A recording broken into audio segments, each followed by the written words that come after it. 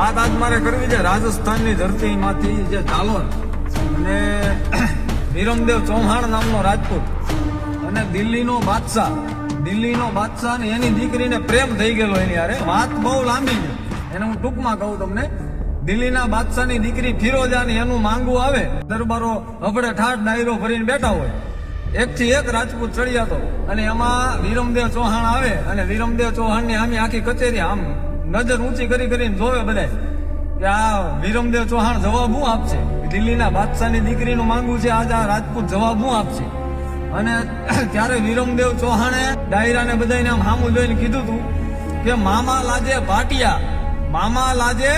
ભાટિયા ને કુળ લાજે ચૌહાણ, જો મેં પરણું તુરકણી તો પચ્છી મુગે ભાન. ન બને દિલ્હીનો બાદશાહ હોય કે ગમે ત્યાંનો બાદશાહ હોય, બાકી આ રાજપૂતને ન બને. મામા લાજે ભાટિયા ને કુળ લાજે ચૌહાણ, જો મેં પરણું તુરકણી તો પચ્છી મુગે ભાન.